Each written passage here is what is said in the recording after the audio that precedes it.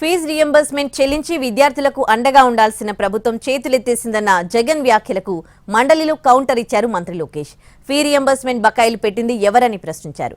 Fee reimburse బకాయిలు పెట్టి ఇప్పుడు ధర్నాలు చేస్తున్నారని అన్నారు.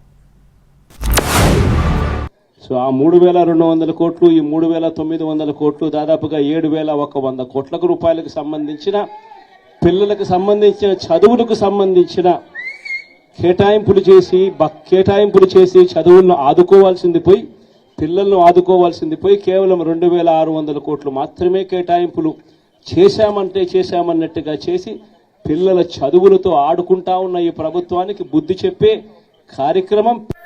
గతంలో ఫీజు రీఎంబర్స్మెంట్ చేయలేదు అధ్యక్ష. 4,500 కోట్ల రూపాయలు బకాయిలు పెడతారు, దానిపైన ధర్నా అంటారు అధ్యక్ష.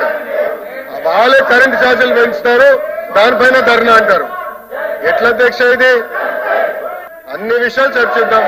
ఫీ రీఎంబర్స్మెంట్ గురించి మాట్లాడదాం, వాళ్ళ వల్ల ఎన్ని ఉద్యోగాలు పోయినా మాట్లాడదాం. చర్చకి ప్రభుత్వం సిద్ధంగా ఉంది.